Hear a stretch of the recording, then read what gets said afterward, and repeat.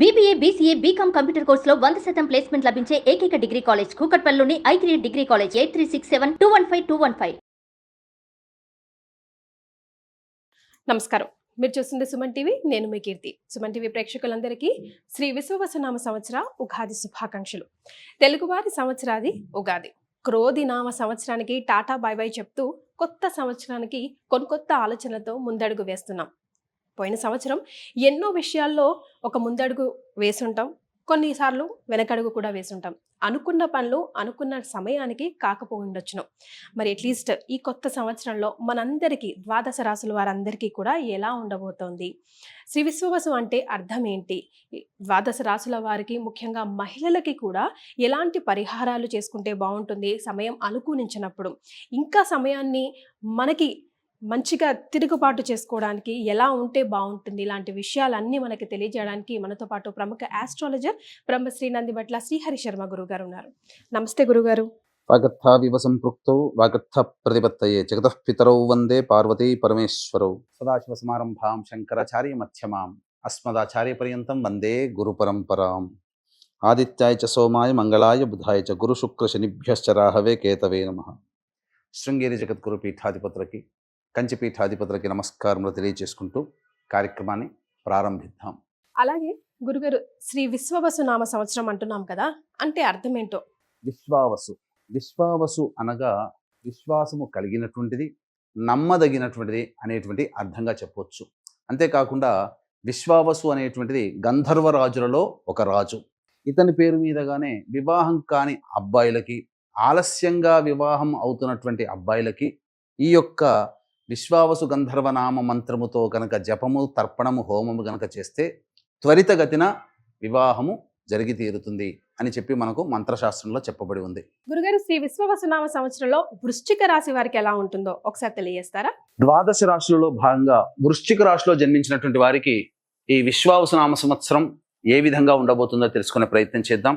ముందుగా ఈ విశ్వావసునామ సంవత్సరాన్ని అనగా 12 మాసాలని 3 టైమ్ జోన్స్ లాగా మనం డివైడ్ చేసుకుంటే టైప్ 1 జోన్లో ఏ విధంగా ఉంటుంది, టైప్ 2 జోన్లో గ్రహాలు ఎలా ఉంటాయి, అనుకూలిస్తాయి, టైప్ 3 జోన్లో ఎలా ఉండబోతుందనే విషయం గురించి క్లుప్తంగా తెలియజేసే ప్రయత్నం చేస్తాను. ఈ యొక్క వృశ్చిక రాశిలో జన్మించినటువంటి వారికి ఆదాయం 2, వ్యయం 14, రాజ్యపూజ్యం 5, అవమానం 2. ఇక చూసుకున్నట్లయితే ప్రధానంగా ఈ వృశ్చిక రాశిలో జన్మించినటువంటి వారికి అర్ధాష్టమ శని దోష ప్రభావము ఈ ఉగాది నుంచి తొలగిపోతుంది కన్ఫామ్గా. అదొకటి మీకు యోగించేటువంటి సమయం.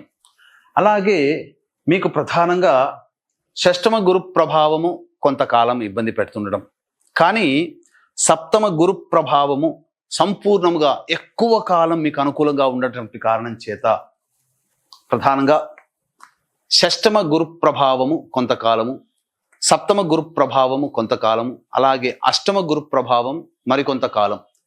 వెరసి చూసుకుంటే యోగించేటువంటి గురువు కొంతకాలమే యోగిస్తున్నాడు. ఇదొక్కడే గుర్తుపెట్టుకోండి జాతకరీత్యా. ఇది ప్రధానంగా మీరు గమనించాల్సినటువంటి అంశం. అయితే అర్ధాష్టమ శని దోషం పోయింది కదండి సంవత్సరం అంతా అనుకుంటున్నారేమో, కానీ కొన్ని కారణాల వల్ల శని వక్రీకరించినటువంటి స్థితి ఫలితం చేత ఎక్కువ కాలం కూడా మళ్ళీ అర్ధాష్టమ శని దోషంలోనే ఉండబోతున్నారు. ఇక మనం ఆ వివరాల్లోకి తెలియజేసే ప్రయత్నం చేస్తాను.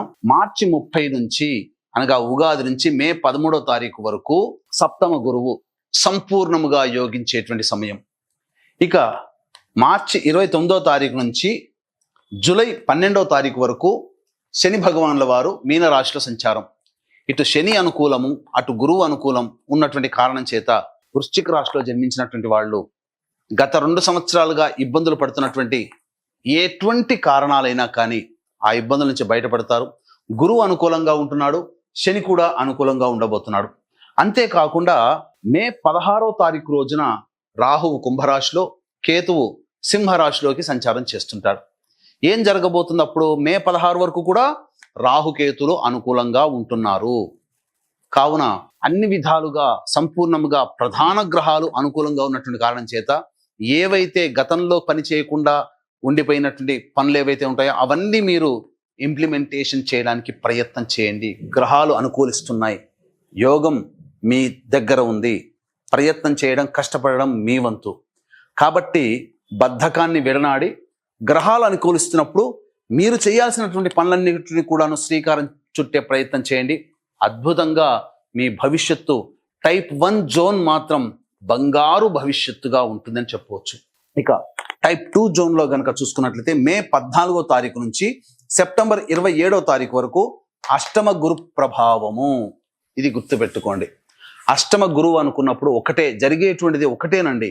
మే 14 నుంచి సెప్టెంబర్ 27 వరకు కూడా ఏ విషయాన్ని కూడాను తేలికగా తీసుకోకండి. ముఖ్యంగా ధనపరమైనటువంటి విషయాలలో మీరు తేలికగా తీసుకోకండి. ఎవరికైనా డబ్బిచ్చారా, అది రాని బాకీలుగా ఉండిపోతాయి. మాటిచ్చారా, ఈ మే 14 నుంచి సెప్టెంబర్ 27 వరకు మాట మీద నిలబడలేనటువంటి పరిస్థితులు మీకు వస్తాయి. కాబట్టి మాట ఇచ్చేటప్పుడు, డబ్బు ఇచ్చేటప్పుడు జాగ్రత్తలు పాటించండి. 1-2 సార్లు ఆలోచించి కానీ నిర్ణయం తీసుకోండి. ముఖ్యంగా అష్టమ గురు ప్రభావం మే 14 నుంచి సెప్టెంబర్ 27 వరకు అనుకూలంగా ఉండనటువంటి సమయము. అంటే గురువు అనుకూలంగా ఉండడు. ఏమవుతుంది, విదేశీ యానం చేయాలనేటువంటి విద్యార్థులకి కొంత కష్టములు రావచ్చు, లేదా కాంపిటేటివ్ ఎగ్జామ్స్ రాసేటువంటి విద్యార్థులకి కష్టాలు ఉండవచ్చు. ఎక్కువ కష్టపడితే తప్ప ఫలితము సామాన్యంగా ఉంటుందని తెలియచేయాలి. ఏ పని అనుకున్నా గురువు అన్ని పనులలో అనుకూలవంతుడు కాబట్టి ఏ పని అనుకున్నా కూడా ఆలస్యంతో అవుతుంది. అంతేకాకుండా కీర్తి ప్రతిష్టలకి మచ్చబడుతుంది. కావున మీరు చేయనటువంటి పనులకి ఈ సమయంలో ఎక్కువగా అపనిందలు పడాల్సినటువంటి పరిస్థితి ఏర్పడుతుంది. ఇది జరిగేటువంటిది. ముఖ్యంగా సంతానం కోసం ఎదురు చూసేటువంటి వ్యక్తులు ఉంటారు కదా, సంతాన నష్టం కానీ, సంతానపరంగా ఇబ్బంది కానీ, సంతానము సంబంధించినటువంటి సమస్యలు కానీ ఈ యొక్క మే 14 నుంచి సెప్టెంబర్ 27 వరకు ఇబ్బందులు ఎదురవుతాయి, సమస్యలు పెరుగుతాయి, ఖర్చులు పెరుగుతాయి.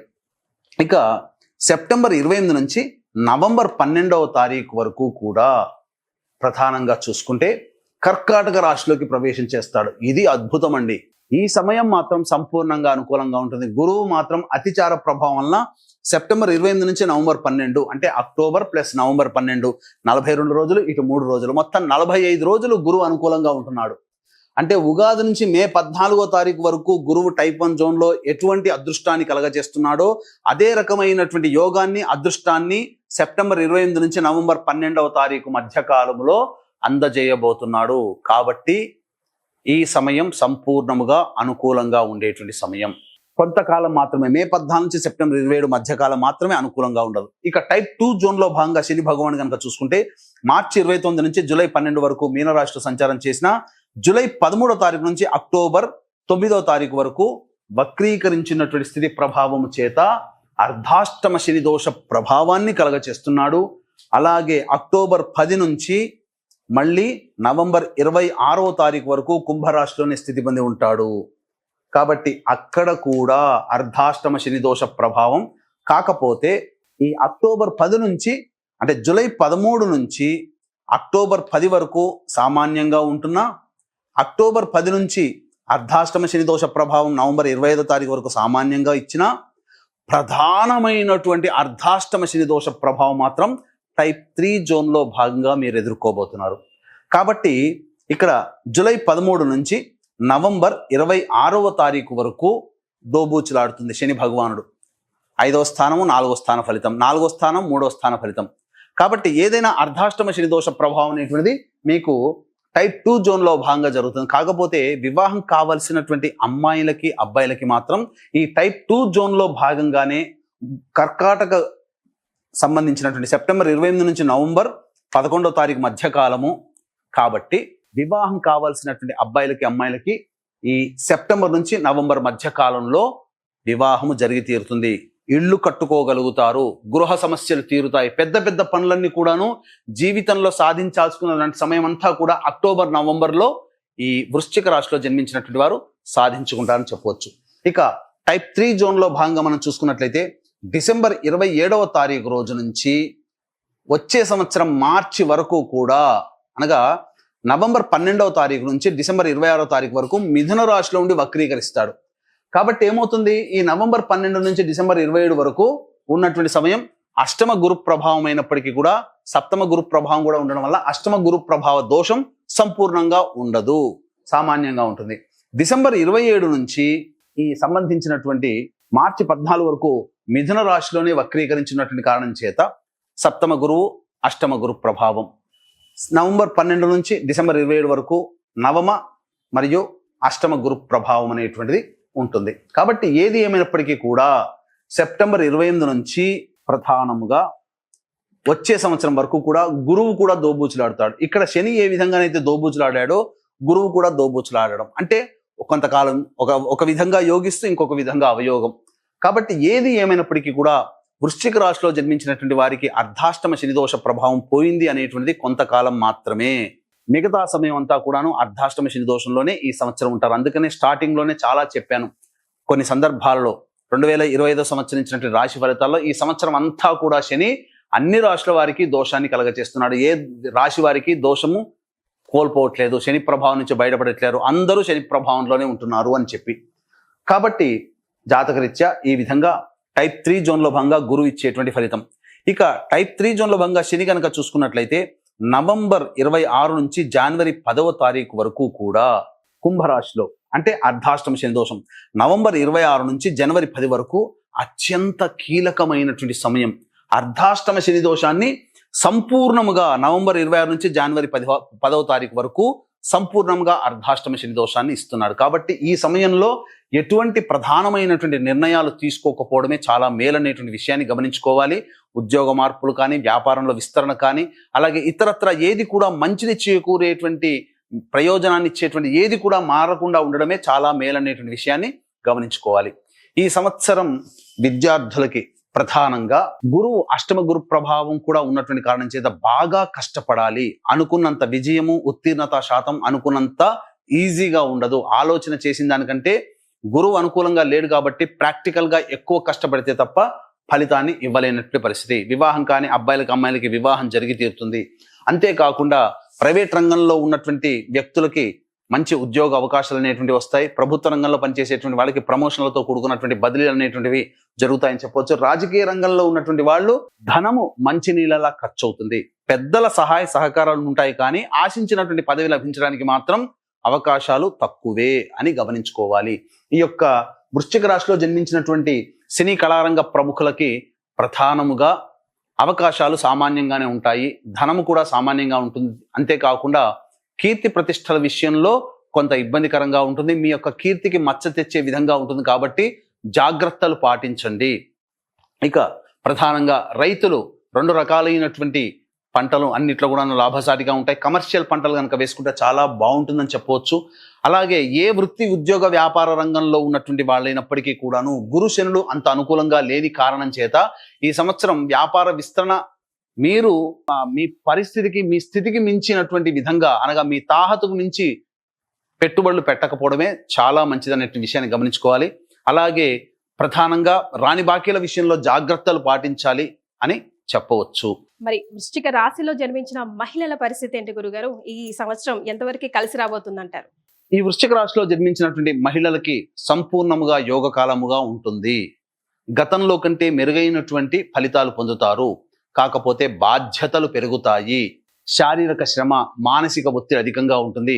గౌరవ మర్యాదలకి లోటు లేకపోయినప్పటికీ కూడా చేయాల్సినటువంటి పెండింగ్ పనులు పూర్తి కాలేకపోవడం వల్ల పెండింగ్ లో ఉండిపోతాయి. తద్వారా ఇచ్చినటువంటి మాటను నిలబెట్టుకోవడానికి ఎక్కువగా కష్టపడాల్సి వస్తుంది. కాబట్టి ఆరోగ్య విషయంలో జాగ్రత్తలు పాటించండి. ముఖ్యంగా అర్ధాష్టమ రాహు ప్రభావము మరియు దశమ కేతుగ్రహ ప్రభావం వలన కొన్నిసార్లు మాట ఇచ్చినవి తప్పేటువంటి పరిస్థితులు ఉంటాయి. కాబట్టి మాట ఇచ్చేటప్పుడు జాగ్రత్తలు పాటించండి.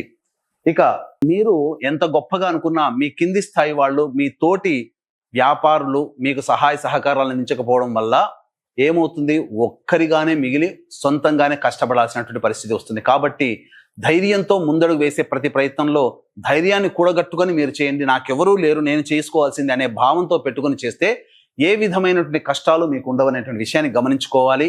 అంతేకాకుండా బొటిక్, బ్యూటీ పార్లర్ వ్యాపార రంగంలో ఉన్నటువంటి వారికి సాధారణమైనటువంటి పరిస్థితులు ఉంటాయి. కాబట్టి ఈ సంవత్సరం గొప్పగా ఎక్స్పెక్టేషన్స్ లేకుండా ఉంటేనే మహిళలు అన్ని విధాలుగా రాణిస్తారని చెప్పొచ్చు. ఉద్యోగము సంబంధించినటువంటి వ్యవహారాల్లో సామాన్యమైనటువంటి పరిస్థితులు ఉంటాయి, బాధ్యతలు పెరుగుతాయి. కానీ దానికి తగ్గట్టుగా గౌరవ మర్యాదలు అనేటువంటివి సామాన్య స్థితిలో ఉంటాయనేటువంటి విషయాన్ని గమనించుకోవాలి. ఎంతసేపటికి మీరు ఇవ్వడమే తప్ప ఎదుటి వాళ్ళ నుంచి మీరు పొందలేకపోవడం అనేటువంటిది మీకు కొంత బాధని కలగజేస్తుంది. కాబట్టి అటువంటి విషయాల పట్ల మీరు కేర్ తీసుకొని జాగ్రత్తలు పాటించండి. ఆరోగ్యం పట్ల శ్రద్ధ వహించాల్సినటువంటి పరిస్థితి. మోకాళ్ళ నుంచి పాదాల వరకు ఇబ్బందికర పరిస్థితులు అనేటువంటివి ఈ సంబంధించినటువంటి రాశిలో జన్మించినటువంటి మహిళలు గమనించాల్సినటువంటి అంశముగా చెప్పవచ్చు. ఇక ఈ సంవత్సరం అంతా కూడా ప్రధానమైనటువంటి శని, గురు, రాహు, కేతుల యొక్క గ్రహాలు సామాన్యమైనటువంటి పరిస్థితులు ఉన్నటువంటి కారణం చేత వీలు కుదిరినప్పుడల్లా శివాలయానికి చేరుకొని నవగ్రహాల చుట్టూ శివాయ నమః అంటూ 27 ప్రదక్షిణలు చేసి ఆ ఈశ్వరుని పాదాలు పట్టుకోండి. తప్పకుండా ఆ పరమేశ్వరుడు మీకు మనశ్శాంతిని, సంకల్ప సిద్ధిని కలుగచేస్తాడు. అయితే ఎన్ని ఉన్నా దైవానుగ్రహం అందరికీ తప్పనిసరి. కావున ఇట్టి దైవానుగ్రహం కనుక ఉంటే ఈ వృశ్చిక రాశిలో జన్మించినటువంటి వాళ్ళు అందరూ కూడా ప్రధానంగా ముందంజలో ఉంటారు. ఈ వృశ్చిక రాశే కాకుండా ఈ 12 రాశులలో జన్మించినటువంటి వారికి కూడా దైవానుగ్రహం సంపూర్ణంగా ఉండాలి. మీ యొక్క సంకల్పం నెరవేరాలి. అలాగే మీరు ఏ జ్యోతిష్యుల దగ్గరికి, పండితుల దగ్గరికి వెళ్ళి మీ జాతకానికి సంబంధించి మీ సమస్యలు వచ్చినప్పుడు జాతకాన్ని చూపించుకుంటారో ఆ పండితులు సూచించే పరిహారాలన్నీ కూడా ప్రతి నెల ఒక్కొక్క క్షేత్రంలో సకల సిద్ధి హోమాలు, సంకల్ప సిద్ధి, సర్వదోష నివారణ హోమాలలో భాగంగా చేయించడం జరుగుతుంది. దీనికి శ్రీకారం మాత్రం మహామహిమాన్వితమైనటువంటి కాశీక్షేత్రంలో ప్రారంభం చేయడం జరుగుతుంది. ఏప్రిల్ 18వ తారీఖు రోజున అవకాశం ఉన్న వాళ్ళు కార్యక్రమ తదనంతరం కాంటాక్ట్ చేసి ఈ కార్యక్రమంలో ఏ విధంగా సభ్యత్వం తీసుకోవాలో మీరు తెలుసుకోవచ్చు. మీ కుటుంబ సభ్యుల గోతనామాదులతో చేయించడం జరుగుతుంది. ముఖ్యంగా మృత్యుంజయ హోమం కూడా జరిపించడం జరుగుతుంది. కాబట్టి అవకాశాన్ని సద్వినియోగపరచుకోండి. సో వృశ్చిక రాశి వారికి డెవలప్మెంట్స్ ఎలా ఉన్నాయండి? ఉద్యోగంలోనైనా, బిజినెస్లో అయినా, ఏదైనా స్టార్ట్ చేయాలన్నా, లేదంటే ఏదైనా ఎక్స్పాండ్ చేయాలన్నా ఎంతవరకు కలిసి వస్తుంది? ఈ సంవత్సరంలో ఎప్పుడు కలిసి వస్తుంది?